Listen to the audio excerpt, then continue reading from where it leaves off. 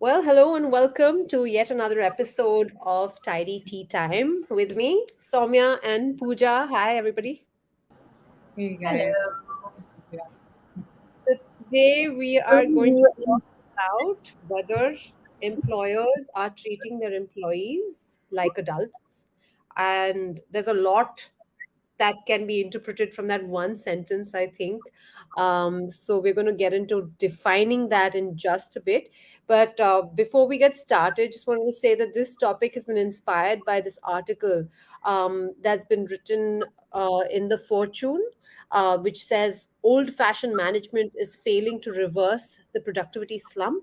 It's time to grown upify work, right? It's been written by Amy Leshke-Kahl, and it's been doing the rounds. And many people are now trying to figure out what grown-upify work really means. So with that, I'm going to throw to Pooja and Samya. What does it mean to you? What does grown-upify work mean?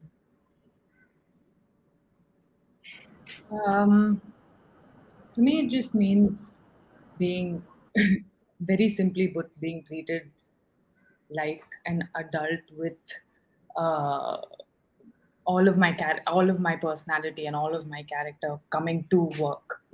And if I'm going to be treated like a child, then as an adult, I'm going to know that I'm being treated like a child, and that can create a lot of friction within the work environment. My interest in engaging with company activities may go down. I mean, there's a lot of things that can happen if I'm not feeling like I'm treated well enough at my organization. So that Yeah. is one Samya? of the examples. I think I was reflecting on this and I was thinking, how do we treat children, right? And how is that different from how we probably treat adults around us? And I think one thing that came up to my mind, and power is a topic that I think I've brought up so many times in the previous episodes as well. But I think between a parent and say a child, there is that obvious difference in power because the child depends on the parents for their needs, for everything, right? For their sustenance in the society until a Yeah. certain age. So, because of that difference, the way a parent treats a child, knowing this power makes a lot of difference. So, if that authority builds up, then this child probably won't find will follow rules because they're told to follow rules. They will probably not find the courage to speak up when they need to.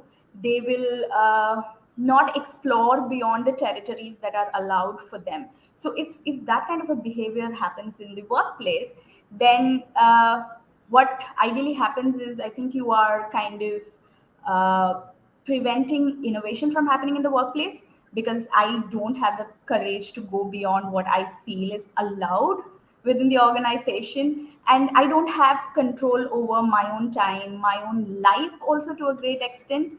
And that's going to be detrimental for me in the long run. And I think that's the difference of being treated like a child and adult in the workplace.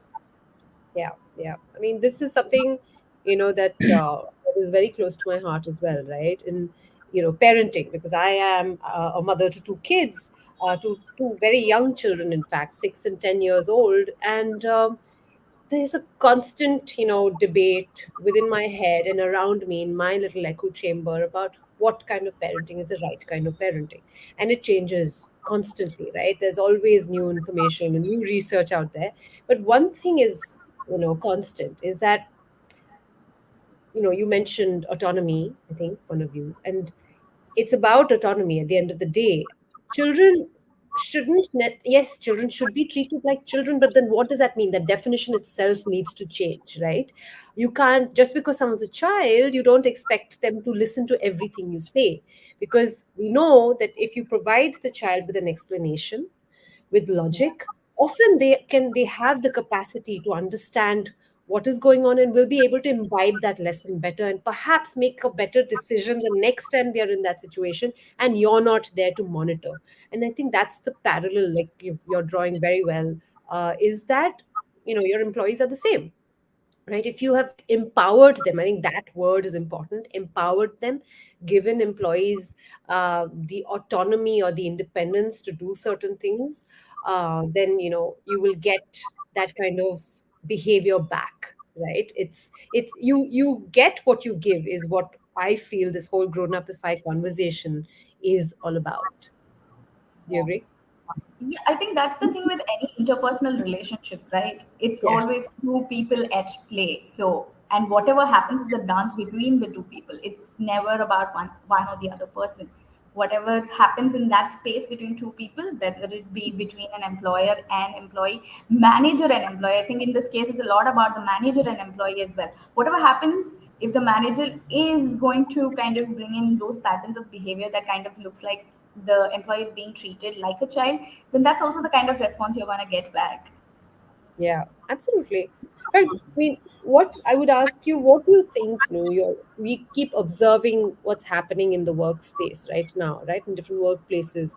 The most recent that I actually came across was, just I think a day or so ago, when Google employees have come out and said that they're feeling like they're being treated like school kids, because Google has suddenly gone ahead and updated they've updated their hybrid 3-day work week policy, saying that now they're going to start badging and monitoring, attendance, and this is going to play a role during appraisals and performance reviews at the end of the year. So all of that is going to make an impact. And also, in addition to this, like, employees previously who were allowed to work from home will have to go in for a reevaluation, right? So they're all kind of pushing back, saying, hello, this is just going back to the way things were. We're going back to what have we learned. And I think this is something we've kind of briefly touched upon in the previous episode of TTT, right, where we spoke about how most employers rather are looking for ways to kind of bring everyone back to the office. But Yeah. again, does it not stem from, again, this whole idea of we cannot trust our employees because they need to be monitored, they're children, and they will not do the work? Do you think that's what it is? Yeah, exactly. I think productivity, we're still looking at productivity in terms of time, then probably maybe outcome. Maybe there's outcome for certain departments where that's easily measurable, maybe. But for the rest of us, it's probably still the amount of time you spent working. And if I can get a certain amount of thing done in less hours than my work hours, then why not add a little more to it, right? That's how productivity is still seen. And I think that's where the challenge happens. So if if you're ideally wanting to treat employees like adults, it probably means from the organization side, you need to be able to define what outcome you want from this person better and let them choose that path that Yeah, leads them to the outcome and guide them. Of course, we all need guidance. We all need that manager who's our mentor, who's our guide, who we can go back to, who we can go back to, and not that person constantly breathing down our necks to see, oh, is this done yet? How much of yeah, it is done, right? I think yeah, that freedom, that space that comes also boosts our creativity, our productivity, and all of that. When there's someone constantly, breathing down our necks, I think we're still worried about our checklist. So we need to get this done. We need to get this done, which shows this person that I'm actually working more than focusing on the outcome. yeah. But why There's this? actually no, Go ahead. continue. Go ahead, go ahead. I might segue later. No, I'm just wondering why this lack of trust, right? Is any thoughts on that? It's interesting because I still think there could be people out there who probably who aren't getting their work done the way an organization or a manager is expecting them to. Hmm. But is the solution for that kind of trying to micromanage and trying to get more control over them, does that help for these that that group of people? And when you kind of like extrapolate that thing to the rest of them who are probably still getting their work done, what does that also mean? I think control does not work in both ways. Like if there's a group of people who do not kind of deliver to the levels that you're expecting them to, trying to gain more control over how they're working, may not result in anything. It's still probably will make them want to rebel all the more. But in the Mm. process, what you're doing is you're alienating all of your folks who are getting their work done anyway. But then you're like, no, let's track your productivity, or no, let's get you back to office because we think that all of you are not being productive enough. And that feels like my organization, or more than my organization, that my manager does not trust me in my work. So basically, you're saying is that there are those few who kind of lead to that, who have, made managers trust them less, and therefore that sudden lack of trust applies to the workforce as a whole, right? So what should be maybe a one-on-one thing, wherein certain people have not, earned their manager's trust, go on to impact the relationship that the manager then has with the rest of his or her employees, right? It kind of, it's one size fit all, that kind of thing that happens in the workplace, right? Yeah. Yeah, I think the second thing could also be that when organizations grow bigger, when it's smaller, I think we feel like we have control.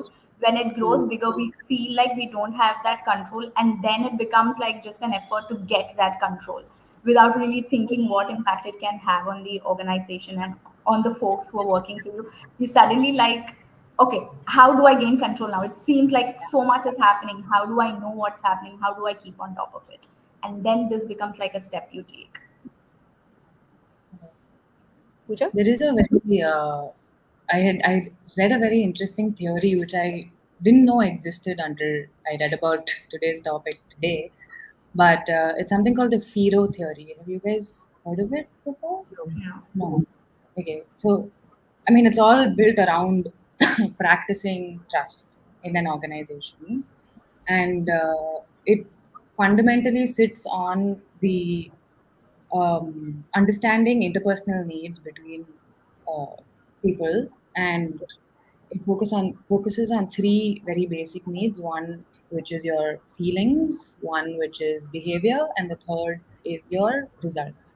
And each of these three um, needs essentially drives the other forward. So if, as a person, as Pooja, if I am not feeling like if I am feeling anxious in a workplace, or if I'm feeling underconfident, then it affects my behavior, my performance, my ability to show that I am capable in reality to the work that I'm doing, and therefore that in turn changes the results, changes the outcome of my performance. So this theory is essentially to understand these three needs and how you can utilize this simple, but of course it's very simply put, and for each organization it would be a very uh, I mean, you'd have to tweak it to your requirement, but I think I found it quite like something that we can think to follow. uh, you know, it's a Yeah. good thought. I mean, I find, and many people will say that the most um, elegant solutions are often the simplest solutions, right? And everything we do, no matter how much we want to apply, you know, um, fact to logic, um, at the end of the day it comes down to feelings, right? It does. We are human beings, we feel certain things, and therefore we do certain things, whether you want it to be fear based or fear induced. So I am scared of my boss, therefore I will do this amount of Yeah. work, and therefore I will produce X amount of results. Or I am fearful that I will lose my job, or I am anxious about competition, or I am, whatever it might be, right? Every feeling that you have is ultimately going to drive the result. And it's very interesting to draw that. And, it kind of fits in beautifully with what we're talking about today, right? It's about how you make them feel. How does a parent make a child feel, right? It's about, like, if my child is constantly told to be careful when he or she is climbing on a beam, then she will be scared, because she knows, because I've already prepped her or primed her for the possibility of her falling down, right? Because I'm saying, be careful, you will fall, you will fall. She might be perfectly able to balance, but I have already put that in her head, and therefore I'm kind of setting her up for failure, right? And the same thing will apply within the workplace, where if I have somebody, like you said, breathing down my neck and constantly monitoring, then I feel like, okay, maybe I don't know what I'm doing, right? So why don't you just take the lead? Go ahead and tell me. So then you're looking at, and it kind of goes on to define what leadership should look like, right? As well within the workplace. And that's a really important ingredient here. It's very interesting that you bring up this example because in the case of kids, when we're actually telling them be careful, what's really happening is, as a parent, you're probably scared that your Yeah. kid is going to fall down and hurt themselves. So as a manager, as a leader, what are you scared of? Why are Mm, you struggling to put in that trust, right? Are you afraid that you're not going to meet goals? Have you had previous experiences where your teams never performed up to mark and you're projecting that onto this team, right? yeah, A lot of self work as leaders, as managers, come into play in this as well. I think understanding what is your fear versus what's actually happening in front of you. Is this person really showing those behavior patterns that you need to worry about, or are you just playing up some of your past fears?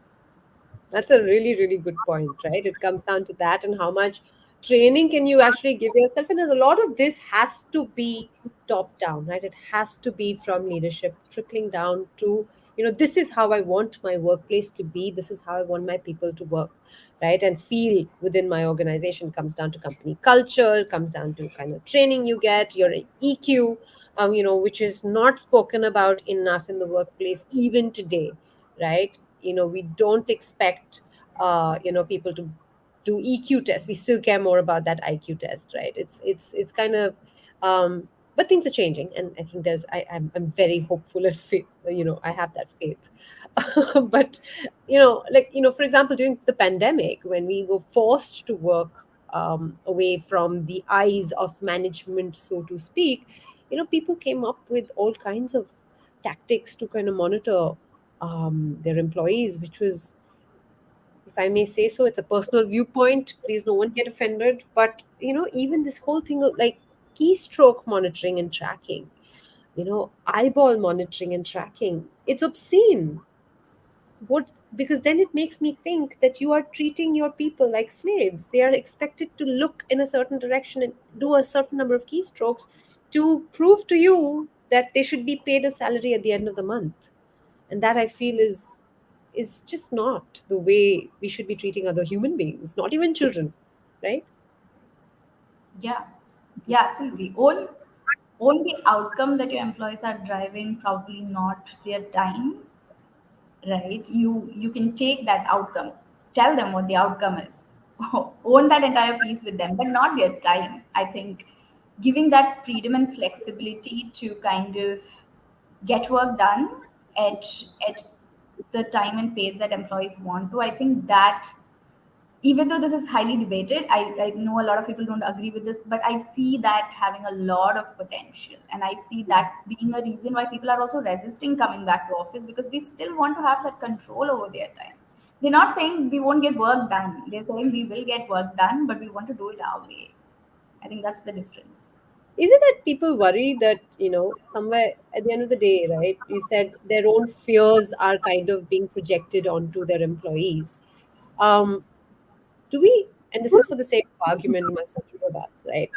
Are we all naturally shirkers? Do we have that tendency that, oh, nobody's watching me, let me just take a nap? Oh, nobody's watching me, maybe I can do whatever I want. Is that something that all of us have kind of grown up with, that, the kind of baggage that we might have grown up with as kids, right? Because we were all brought up monitored always. Of course, and I don't speak for everyone, but do you think that kind of carries on, and that's why we do what we do today?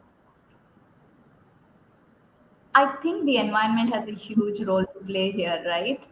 If while growing up, if I had my study time when I had to keep studying, and if I felt sleepy during that time, if I didn't have parents who were flexible, I would still go to the washroom and sleep. I would Yeah. find my way out to get that done. If I probably had parents who were flexible, I would still be like, okay, 10 minutes, I'm gonna sleep. they'll help me wake up, and I come back and I sit and study. Same thing is happening, but in different ways. And I think your environment, even your work culture, will then have such a huge role to play in this entire thing. Just because uh, I want to take a nap does not mean that I'm not a productive person. I think that's the first thing that we need to understand. Just because I decide to take a walk in between my work does not make me any less productive. I would be less productive if I'm not meeting that outcome you're expecting out of me, and we'll discuss that. And that may not even directly link back to the fact that I went out for a walk. It might just be something completely different. Maybe I didn't have the resources and tools to get it done. So I Yeah. think there's a lot of assumption around what productivity should look like, and assumption around we are generally lazy. I don't think that's true. I don't think that's true. That's a really, really good point. Pooja?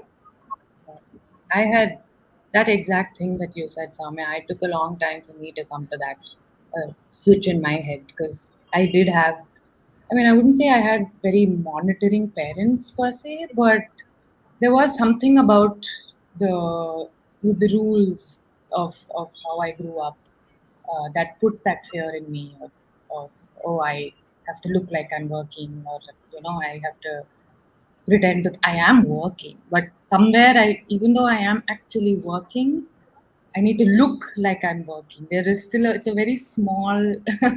difference, but Yeah. it's a mental fight. Like nobody is even probably looking at me. Or no one's even bothered about, or they are. I don't know, but for me to make that transition to be like, okay, this is my time and this is my confidence, and this is what I know I can bring to the table. This is what I am capable of. So rather than building these fears, that whole thing took a really, really, like, only the last couple of years have I made that change. So I completely, like what Samya said earlier, was a really good Yeah. point. That, that wasn't a personal example. So if my parents are listening, please. I wasn't talking about the two of you. It was just an example.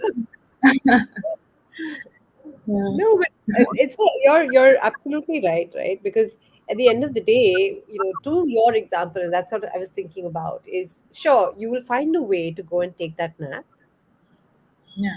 The difference is, on one hand, you're hiding, and it is again, there's this feeling of fear while you're taking that nap, so you're not really getting that rest that your body is craving at that point. Versus when you tell your parents that, I'm going to take a nap, wake me up in 15 minutes, you have partners to kind of help you. You have support, right? In that moment, you're being true to yourself. You have people who are accepting your decision that, okay, I trust you. I know you need this right now, and I'm there with you.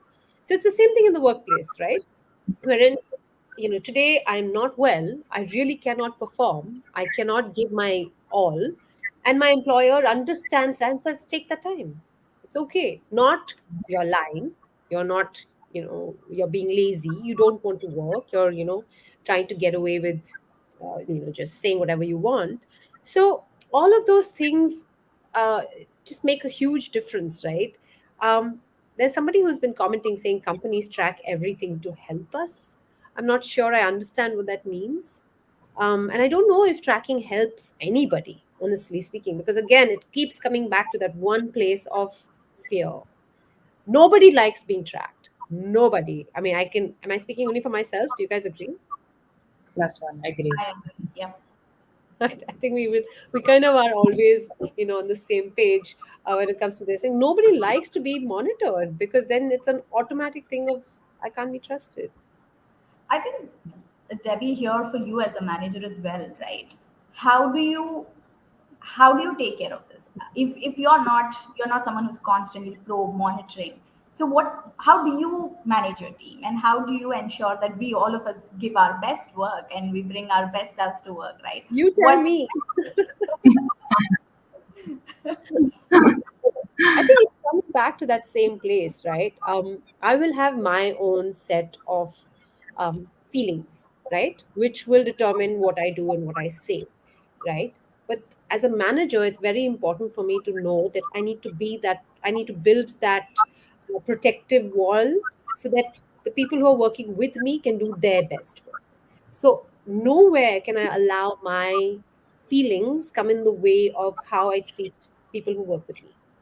I think that's Yeah. important because Soumya, you work differently, Pooja, you work differently. And over the years, we've kind of figured what each one needs. And my job as a manager is to just ensure that I see that in you. We have that one-on-one relationship, and that's it. Beyond that, I'm not going to be able to sit and tell you, show me what you've done today. That's not who I am. And I don't think anyone, and I don't think either of you will appreciate that. You probably tell me to please get lost, right? If I started telling you to do that. I don't know. How would you react if I did that? It's interesting. I think Brené's book always says that, every person brings their best that they can at that moment in time that they can. And I think as a manager, for you, you bring that thing. Even if you notice something that may not seem right to you, you will still believe that this person is trying their best at this moment. And Yes. from that space, when you come to me and give your feedback, I'll still take it rather positively. But if you're going to come to me with that mindset that, oh my God, you're slacking, you're not getting your work done, you prioritize everything else except work. If you're already trying to tell me that I'm a bad person, it's very difficult for the person in front of you to take that feedback from you. I am going to defend myself. I'm going to put up like this wall and be like, I'm not going to take this. So I think that's been important. I think there's been no moment where you had questioned or doubted anything without kind of giving any of us the permission to actually be like, okay, what's wrong, why are things not happening, if that's been the situation, right? And I think that's important for managers as well. uh, yeah, and I see that as a way of going forward with this, if not for micromanaging. Like, how do you Yeah. accept this person and respect them for who they are and try to work it out with them, like you were saying before, partner Yeah. with this person. Yeah. I think that's a fundamental change that has to happen within the workplace where, you know, and who we keep saying, right? I mean, even the topic for today is our companies treating employees like adults. Who is the company? The company is people, individuals, right? It's leadership. It's, of course, there are many, many, many stakeholders and many players, external, internal, that all work together to kind of form this entity called the company. But at the end of the day, it's a man made construct. It's a company because it's a group of people. And it's all about how people are treating people. And, you know, I mean, I'm so glad that there are studies happening now, like this whole 4-day work week thing. We keep coming back to that one study because I think it's so seminal for our time, that someone that has actually gone ahead, and so many companies have participated, and they're showing that it has not impacted outcome. Because we keep talking about, is it about employees wanting it and employers not really wanting to give it, but they're just doing it because they want to sound cool. But at the end of the day, we are seeing that the outcome is not getting affected just because you're giving employees the permission to work 1 day less within the workplace, right? So it's about treating other people and identifying and acknowledging that people have requirements and needs. Things don't always have to happen the way they've always happened. And yeah, autonomy, right? At the end of the day, flexibility, autonomy, trust, all these things, these wonderful words that will go into any company manifesto, any company culture manifesto. And yet we struggle. Like companies like Google and Amazon are also struggling to kind of, live up to these ideals, right? Yeah, true. I feel like, I mean, like a conclusion, right? I feel like we are all somewhere aware of all these things now. The things are changing, but I think a lot of us are on the fence in terms of how to bring about this change. How, especially Yeah. in large organizations, I mean, it's really going to be hard to drive that change. Even if you are kind of having trainings for managers, kind of helping managers to become better at treating employees in a less micromanagement kind of way, if your leadership is still expecting certain targets and results from you, and you are under constant pressure to drive that, somewhere that's going to still trickle down in the way you manage your team. So it's like change at different levels, and I think that will take time to happen, but I feel like a lot of us are acknowledging this right now. Yeah. But whatever said and done, and again, closing statements, Pooja, any, I'll come to you as well, but in my mind, I feel like it boils down to that simple fact that I will only do my best work when I am feeling my best, right? I will do my best work when I'm truly like driven and passionate. Those all these positive vibes that we keep hoping we'll get, that is what is going to produce my best work.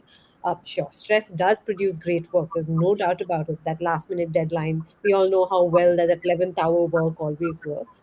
Those kind of micro stress moments are okay. But ultimately, if you feel like you're part of something together, I think, you know, that often will result in the best outcomes versus, again, this whole monitoring, fear-based, fear-inducing, tactics that companies are unfortunately regressing to.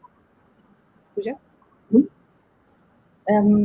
To that, I mean, you are, I mean, hiring people, the people that you choose to hire are the best at what they do. That's why you're hiring them. So basically, just give them that space and that trust to do their best rather than filtering them down to, the rules of the organization. So I think that empowerment, uh, yeah, and that just having that space is very important. It's a win-win then. It's a very intentional process for an organization to make this happen, and it might take some time, but I think that as adults, I think we deserve.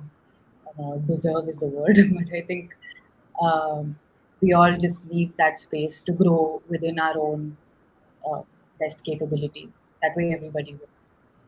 I love that sentence, right? I think I have to like kind of repeat that where you say when you're hiring someone, you're actually hiring them because you believe they can get this work done. How can you actually continue believing in this person once they are in the office sitting probably a few yards away from you? You know, that person still can deliver what you thought they can when you hired them. Yeah, I think that's a great place to kind of bring our conversation to a close today. I think whoever watches TTT will often think that we are a really idealistic bunch of people who talk a lot about feelings. And of course, when Kiran is here, we're usually talking about hard facts as well because he kind of holds us steady and holds us to what we're saying.